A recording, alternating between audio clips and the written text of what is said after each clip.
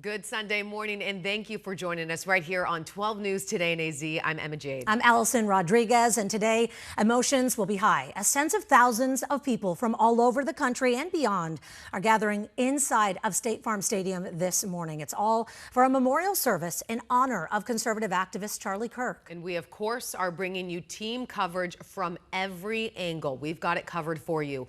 Kirk was assassinated earlier this month on the 10th when he was speaking at Utah Valley University. It was all part of his Prove Me Wrong tour. 22-year-old Tyler Robinson is the man accused of killing Kirk. Earlier this month, Utah County Attorney Jeff Gray announced he will seek the death penalty in this case. So we have a live look for you right now. This is Troy Hayden, who is inside State Farm Stadium.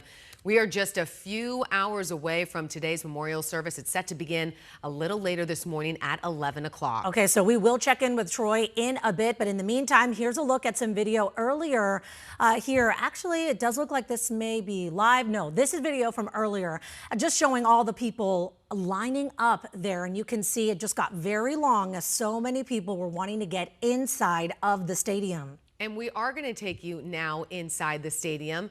We just have these people who are still outside. Yeah, still lining up. Now, doors to the stadium, they opened right around 7 a.m. We showed you Troy Hayden's shot just a second ago, and we checked in with him earlier before we went on air, and we saw the moment that they opened the doors to the public, and people were just walking their way in. It seemed like, everyone was really minding their P's and Q's. Very respectful. Yeah. And so, as you saw, we had our Sean Rice outside of the stadium as well. So much to get to today. But first, if you're planning to head there or maybe to get around anywhere on your Sunday, we want to get you over to meteorologist Lindsay Riley right now with more on just kind of how toasty it could end up being. Yeah, it's going to be a warm day out there, even though temperatures are only going to be right around 100 degrees for the high today, which we typically see around 3 to 5 p.m. It's going to be extremely muggy, so it doesn't feel too bad out there right now, but things are going to steadily heat up throughout the day. We have some clouds out there this morning, and we do have the chance for a few isolated storms for the lower deserts later in the afternoon. Here's our current temperatures, 86, but again, it is a muggy 86. It's only 64 in Prescott, 69 up toward Page. Here's a look at the hour by hour, 10 a.m. as folks are heading into State Farm Stadium, 92 degrees, few scattered clouds. Notice by 11 a.m. though, it is overcast, 95, and by 1 o'clock in the afternoon, we're rising up to about 98 out in Glendale. Winds out of the west at about 10 miles per hour. These are our forecasted highs today, right around 100. That's actually average. It's where we should be for this time of year, but with the added humidity, you're going to notice the heat out there today. A cloud-sun mix, a slight chance for a storm. We're going to map out those storm chances hour by hour coming up in my full forecast. Emma? You know what, Lindsay, you're feeling for those people who are waiting outside thinking, I'm in Arizona, where's the dry heat? Not here today. Not today. I'm hoping people have water out there. We're going to check in with Lindsay in just a second, too, and take a look at your roads. But we want to get you back over to the latest on what's happening at State Farm Stadium and the heightened security measures in place as the large crowd continues to grow. I mean, we saw people lining up since early this morning. We're talking like 1, 2 a.m. just to get a spot. Some waiting in line in camping chairs. Now, our Troy Hayden, he made it inside of the stadium, as you saw a second ago. We want to get to him now. Troy, I mean, what are you seeing and what are you hearing from the people who are there attending? Well, we just got in a short time ago. Security was very tight for the media as well. It took us almost 2 hours from where we met this morning to get inside here. And I want to set the scene for you if I can. We are on the floor of State Farm Stadium, about the 40-yard line if the Cardinals were playing out here, about 3 hours away from the memorial service for Charlie Kirk. They opened the doors out here about a half an hour ago, and the lower bowl, as I'm looking around, I'd say it's about 75% full at this point with people still streaming in. And then down here on the floor are more reserved seats. They're in red, white, and blue bins. This is blue back here. And if you look, I don't know if you can see this, Roberto, but they've got cards. Almost everybody sitting in seats here have different colored cards that I believe will be held up at different times during the service. We'll continue to pan up here. So this is blue, white is in the middle, red is all the way up front by the stage, and I believe that's where most of our elected dignitaries will be. And if you look at the stage right now, we've actually got a performer who just started playing a few minutes ago. So that's where everything will happen in about 3 hours. But you talked about traffic a short time ago. We have some VO that we shot, some video a little bit earlier. Traffic was tough in the early morning hours. So people drove down to the stadium 5 a.m. and earlier, but the parking lots were still closed. So the streets surrounding the stadium became parking lots. They opened the gates about 7:40 for people to come in. And again, about 3 hours from now, you talk about dignitaries, President Trump, Vice President Vance, Erica Kirk, Tucker Carlson, several cabinet members are going to be speaking up here. So we're just getting started out here. We're going to have coverage for you all day, Emma and Allison.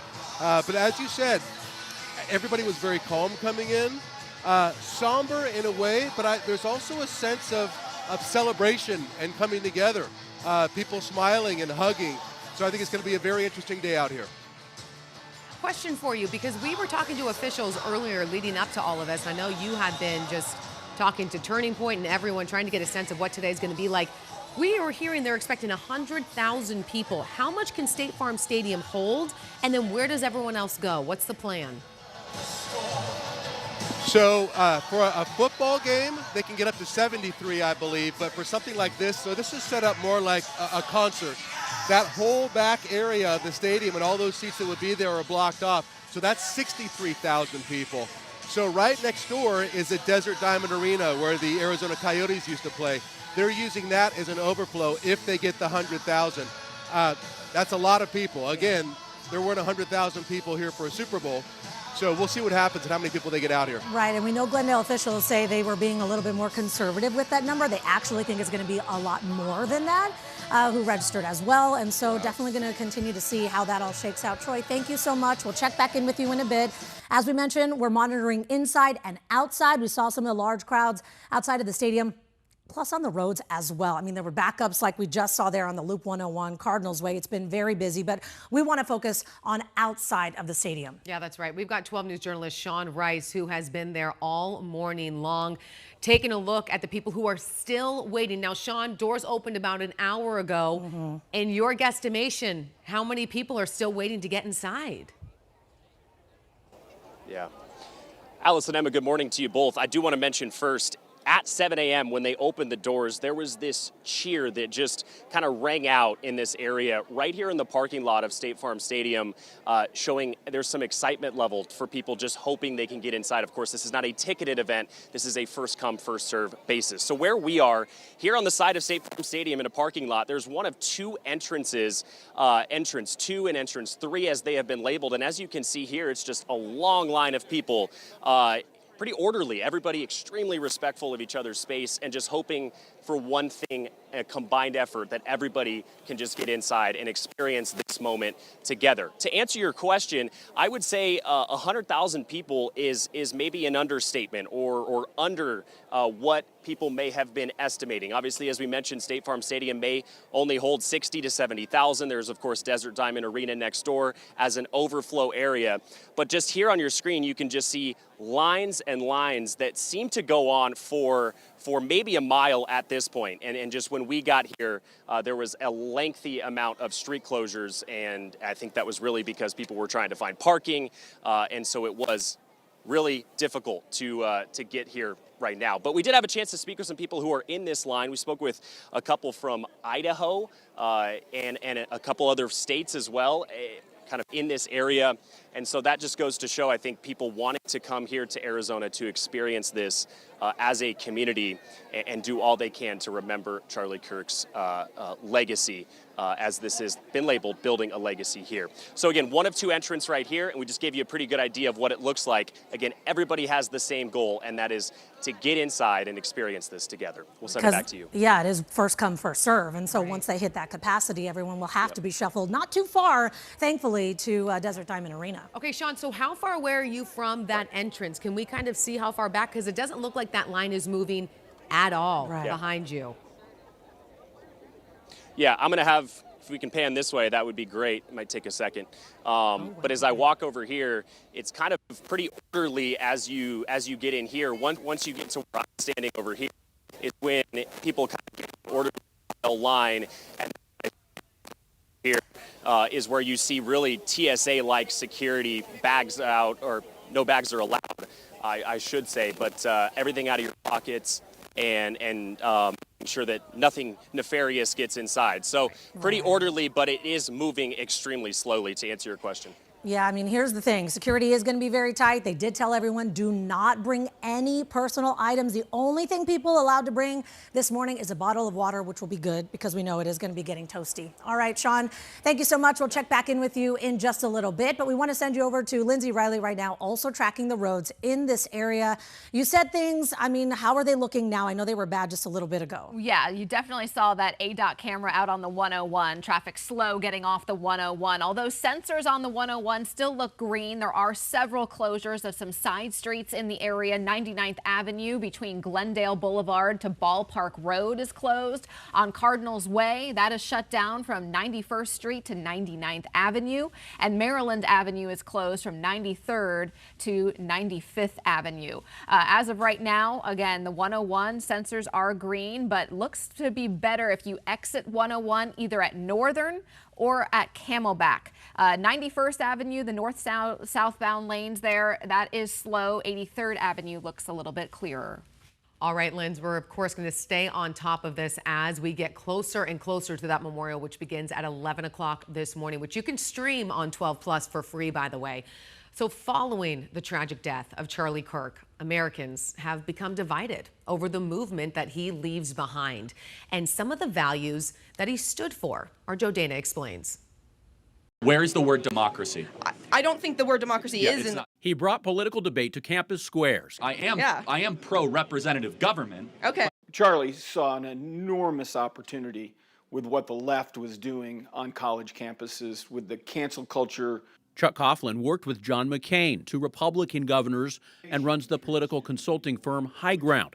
He's seen a lot of political movements over the years and describes Charlie Kirk's communication style as brilliant. He saw the opportunity to wrap himself in flag and country and eventually God and become this pastoral political figure on campus, which created a massively successful following. But Coughlin is no longer a registered Republican. He represents a group of conservative Arizonans who are disaffected by the MAGA movement. Coughlin describes Kirk's legacy as complicated. It really morphed over time into just not such a reaction to the left, but its own ideology, and used contemptuous currency that dominates our politics today. And it's the last thing we need in our political culture today. This is a person who made a huge impact on the country, made a huge impact on Arizona, and a huge impact with our youth. Republican Warren Peterson, state Senate president from Gilbert, represents other Arizona conservatives who revere Kirk. We spoke with Peterson earlier this week. The way that he handled himself, whether you agree with his politics or disagree with his politics, is extremely admirable. But Kirk's rhetoric about issues like gender, religion, and race was often polarizing. On Friday, a bipartisan group of Congress members approved a resolution to honor Kirk, calling him a model for young Americans across the political spectrum engaging in respectful civil discourse. The Congressional Black Caucus of Congress members disagreed, calling the resolution an attempt to legitimize Kirk's worldview that includes ideas many Americans find racist, harmful, and fundamentally un-American. Coughlin is also concerned about TPUSA's endorsement of election conspiracies. TPUSA, they embraced that election narrative, that fraud narrative, and drove good Republicans out of the party. That caused me grave concern, and continues to cause me grave concern today as an American citizen. Despite different opinions about TPUSA, what's clear is the movement's growing. This week, Kirk's friend described new interest for high school clubs. We now have 37,000 applications to start chapters around the country. He was adamant. We are going to be on every high school in America. In Phoenix, Joe Dana, 12 News. Well, meantime, Charlie Kirk's widow, Erica, is taking over the organization her husband helped build. Earlier this week, Erica was named the CEO of Turning Point USA by the group's board. Kirk co-founded Turning Point USA in 2012, and the group is credited with mobilizing young voters during the 2024 presidential election. We know the president has credited Kirk and all of his work there with youth, really getting him reelected. Now, in remarks after her husband's death, Erica said she was determined determined to continue his work. The board also saying Charlie had made it clear this is what he wanted to happen in the event of his death. This is just the beginning of our coverage on Charlie Kirk and the memorial service happening for him at State Farm Stadium. And as you saw, thousands of people, they are coming from all over the country to attend today's event, including our president, Donald Trump. So in just a couple of minutes, we're going to be checking in with Chase Golightly as we are waiting for the president's arrival at Luke Air Force Base. And then later on this morning at 10 o'clock, 12 News will bring you exclusive coverage of the memorial service over on 12 Plus. You can download that app. You can stream it on your phone or your smart TV and watch the memorial service for free. All right, still to come. As we mentioned, President Trump is set to be here. He is set to speak. We know he left D.C. about an hour ago, so we are tracking his landing at Luke Air Force Base. Chase Golightly will have live updates on Air Force One coming up in just minutes.